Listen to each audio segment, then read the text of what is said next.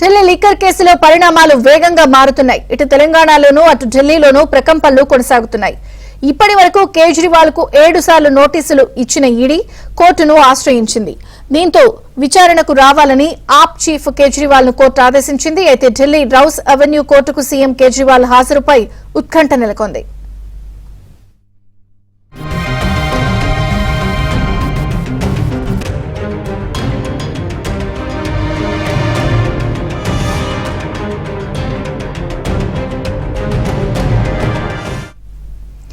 Delhi liquor scam కేసులో పరిణామాలు వేగంగా మారుతున్నాయి. ఇటు తెలంగాణలోనూ అటు ఢిల్లీలోనూ ప్రకంపనలు కొనసాగుతున్నాయి.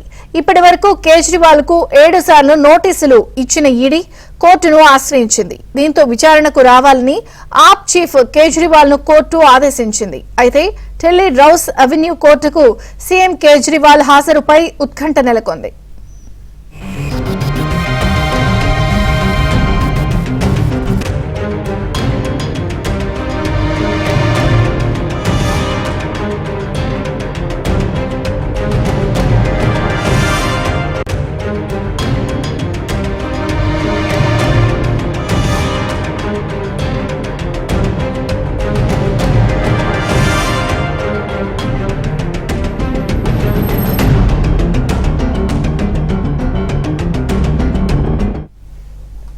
ఢిల్లీ లిక్కర్ కేసులో వేగంగా పరిణామాలు మారుతున్నాయి. ఢిల్లీ రౌస్ అవెన్యూ కోర్టుకు కేజ్రీవాల్ ఈరోజు హాజరయ్యే సూచనలు కనిపిస్తున్నాయి. దీంతో హాజరుపై ఉత్కంఠ నెలకొన్నా కూడా ఆయన హాజరవుతున్నారు అన్నట్టే మనకి సమాచారం అందుతోంది. ఇక మరిన్ని వివరాలు మా ఢిల్లీ ప్రతినిధి సతీష్ అడిగి తెలుసుకుందాం. సతీష్,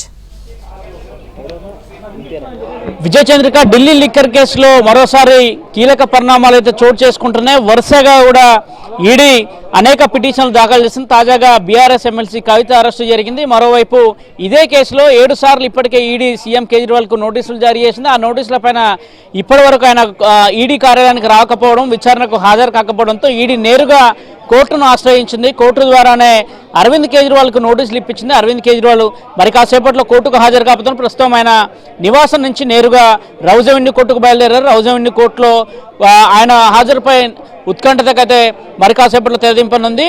ఆయనకు కోర్టు ఏ ఆదేశాలు ఇస్తుంది, ఈడీ ఇచ్చిన నోటీసుల ప్రకారమే హాజరు కావాలా లేదంటే ఏమైనా మినహాయింపు ఉంటుందా అనే అంశాన్ని కూడా చూడాల్సి ఉంటుంది. ఓవైపు లోక్సభ ఎన్నికలు రాబోతున్నాయి. పార్టీకి కన్వీనర్గా ఆయనే ఉన్నారు. జాతీయ స్థాయిలో పార్టీ ప్రచారం చేయాల్సి ఉంటుంది. ఈ అంశాలని తెరపైకి తీసుకొచ్చి కొంత సమయం అడిగే అవకాశం ఉందా, లేదంటే కోర్టు చెప్పినట్టే ఈడీ కార్యాలయానికి ఆయన వస్తారనేది కూడా చూడాల్సి ఉంటుంది. కోర్టు ఏ తీర్పు ఇవ్వబోతుంది అనే అంశంలో చూస్తే కోర్టు ఇచ్చే తీర్పు ఆధారంగానే ఈడీ తదుపరి చర్యలు ఉంటాయనేది కూడా మనకు అందుతున్న సమాచారం. ఖచ్చితంగా ఈ కేసులో ఇక ఫైనల్గా మిగిలి ఉంది కేవలం అరవింద్ కేజ్రీవాలే. ఆయన బ్రెయిన్ చైల్డ్ నుంచి పుట్టిన ఐడియానే ఢిల్లీ లిక్కర్ కేసు.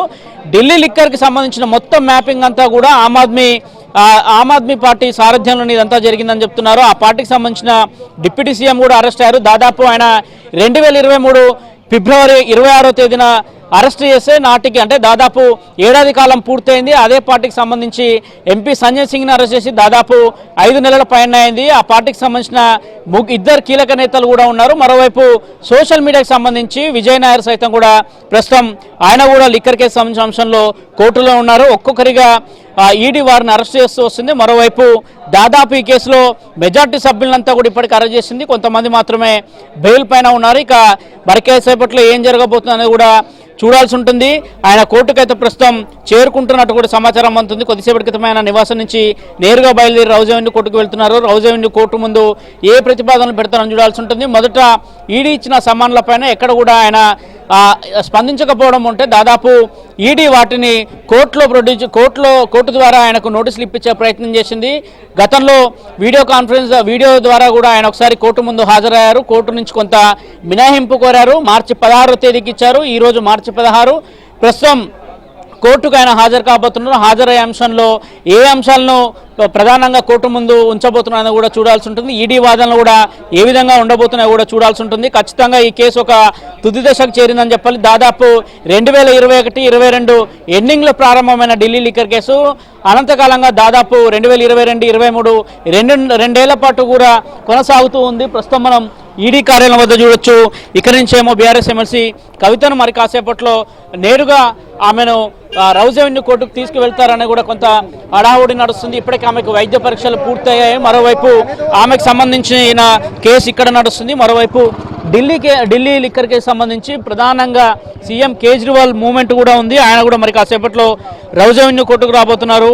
కోర్టు ఏం చెప్పబోతుందని కూడా అంతా ఎదురు చూస్తున్నారు. ఇప్పటికీ ఆప్ నేతలు చెప్తుంది కేంద్ర ప్రభుత్వం కావాలనే కేసులు పెడుతుందని చెప్తున్నారు. కానీ అసలుకు అరవింద్ కేజ్రీవాల్ యొక్క బ్రెయిన్ చైల్డే ఈ ఆలోచనే, ఆయన బ్రెయిన్ నుంచి పుట్టిన ఆలోచనే ఢిల్లీ లిక్కర్ కేసు. గతంలో ప్రభుత్వం నిర్వహిస్తుండేది, కానీ దాన్ని ప్రైవేటీకరణ చేసి ప్రైవేట్ భాగస్వాములను కూడా ఇందులో పెంచి పోషించారన్న అంశాన్ని కూడా చాలా స్పష్టంగా చెప్పారు.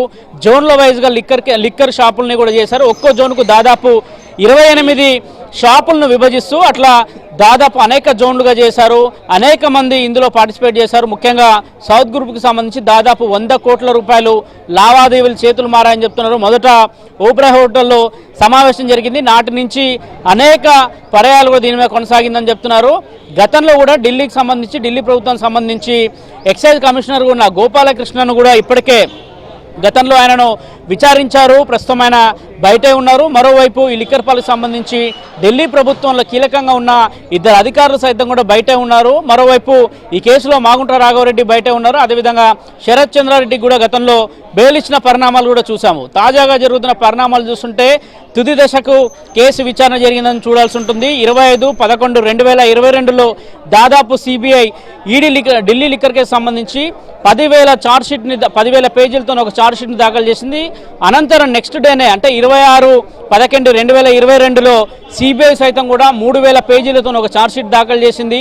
వీటన్నిటిని విచారించిన అనంతరమే కోర్టు కొన్ని కీలక పరిణామాల అంశాలలో కూడా కొంత గ్రీన్ సిగ్నల్ ఇచ్చింది. చాలామందిని కోర్టుకు అనుగుణంగానే అరెస్ట్ చేయడం జరిగింది. ఈ కేసులో ఎమ్మెల్సీ కవితను కూడా అదేవిధంగా అరెస్ట్ చేశారు.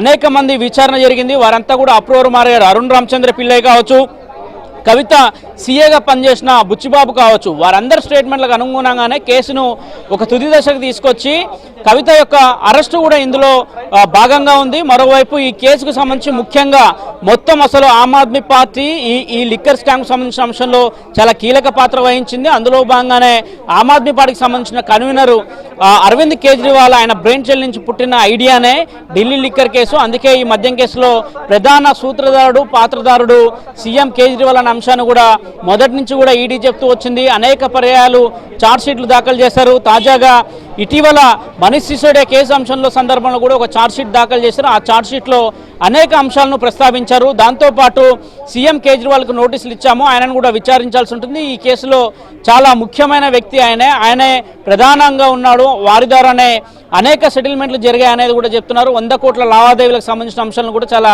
కీలక పాత్ర అరవింద్ కేజ్రీవాల్ది. తన పార్టీకి పంజాబ్ ద్వారా 25 కోట్ల ముడుపులు అందాయి. ఆమ్ ఆద్మీ పార్టీకి 100 కోట్ల రూపాయల్లో ఆల్రెడీ 25 కోట్ల రూపాయలు ఎలక్షన్ సందర్భంలో పంజాబ్లో ఎన్నికలు జరిగిన సందర్భంలో ఆ నిధులన్నీ కూడా పంజాబ్కు మళ్లించారు. తద్వారా PML యాక్ట్ దీంట్లో ఉంటుంది, ప్రివెన్షన్ మనీ లాండరింగ్ యాక్ట్ దీనికి వర్తిస్తుందని చెప్తున్నారు. అందులో భాగంగానే కేసులో కవితను కూడా అరెస్ట్ చేశారు. మరోవైపు సీఎం కేజ్రీవాల్ ప్రస్తుతం ఆయన కోర్టుకు హాజరవుతున్నారు. కేజ్రీవాల్ వెంట పార్టీకి సంబంధించిన నేతలను ఎవరిని కూడా రౌజ్ అవెన్యూ కోర్టుకు రాకుండా ఉండేందుకు ఇప్పటికే చర్యలు అయితే చేపట్టారు. రౌజ్ అవెన్యూ కోర్టు వద్ద భారీ భద్రత ఏర్పాటు చేశారు. మరోవైపు కేజ్రీవాల్ వస్తున్న నేపథ్యంలో ఆయన వస్తున్న దారి పొడవుట కూడా ఆయన నివాసం నుంచి నేరుగా రౌజ్ అవెన్యూ కోర్టు వరకు కూడా అనేక ఏర్పాట్లు చేశారు. పోలీసులు ముందస్తు చర్యలు చేపట్టారు, బారికేడ్లు ఏర్పాటు చేశారు. ప్రస్తుతం ఆయనతో పాటు Delhi CM Kejriwal Rouse avenue court he will appear before the ACMM Divya Malhotra summons issued by the court basic to ED complaints అని ప్రధానంగా ఈడీ కంప్లైంట్ చేసింది. ఈడీ కంప్లైంట్లో భాగంగానే ఆయనకు నోటీసులు ఇచ్చాము అనే అంశాన్ని కూడా చెప్తున్నారు. కోర్టుకి అరవింద్ కేజ్రీవాల్ రౌజ్ అవెన్యూ కోర్టుకు చేరుకున్నారు. కోర్టు ముందు భారీ భద్రత ఏర్పాటు చేశారు. ప్రస్తుతం విజువల్స్లో కూడా చూడొచ్చు మనం Rouse Avenue కోర్టులోకి Arvind Kejriwal convoy వెళ్ళింది. అరవింద్ కేజ్రీవాల్ కోర్టుకి మరి కాసేపట్లోనే ఆయన కోర్టు లోపలికి వెళ్ళి కోర్టు జడ్జి ముందు కూడా హాజరయ్యే అవకాశాలు చాలా స్పష్టంగా కనిపిస్తున్నాయి. ఆయన ఈ అంశానికి సంబంధించి ఆయన తరపున న్యాయవాదులు ఏం వాదిస్తారు అనే అంశాన్ని కూడా చూడాల్సి ఉంటుంది. కోర్టు ఇచ్చే ఆదేశాలకు అనుగుణంగానే ఈడీ దూకుడు ఉంటుంది. ఇప్పటికే ఈ కేసులో కీలకంగా ఇద్దరే వ్యక్తులు ఉన్నారు. ప్రధానంగా బీఆర్ఎస్ ఎమ్మెల్సీ కవితను ఇప్పటికే ఈడీ అరెస్టు చేసింది. మరోవైపు ఇదే కేసులో ఇక ప్రధాన అనుచరుడిగా ఉన్న ప్రధానంగా నోటీసులు అందుకుంటున్న కేజ్రీవాల్ ఇందులో ఉన్నారు. ప్రస్తుతం చూడొచ్చు నైటు కవితను సైతం కూడా ఇదే వాహనంలో కవితను రాత్రి ఈడీ కార్యాలయానికి తీసుకొచ్చిన వాహనం కూడా ఇదే వాహనం అనిపిస్తుంది. ఇదే వాహనంలో ఆమెను మరి కాసేపట్లో కూడా కోర్టులో హాజరుపరచబోతున్నారు. రౌజ్ అవెన్యూ కోర్టుకు తీసుకువెళ్తారు. మరోవైపు ఈ కేసులో కేజ్రీవాల్ రౌజ్ అవెన్యూ కోర్టుకు చేరుకున్నారు. భారీ భద్రత నడుమ రౌజ్ అవెన్యూ కోర్టుకు అయితే చేరుకున్నారు. రౌజ్ అవెన్యూ కోర్టు వద్ద తాజా పరిస్థితులు నెలకొన్నాయి. కోర్టు ఏం చెప్తుంది, నిజంగానే కేజ్రీవాల్కు కొంత ఉపశమనం దొరుకుతుందా, లేదంటే కోర్టు ఇచ్చే ఆదేశాలకు అనుగుణంగానే ఏం జరుగుతుందనేది కూడా మరి కాసేపట్లో తేలనుంది. విజయచంద్రిక. Thank you Satish.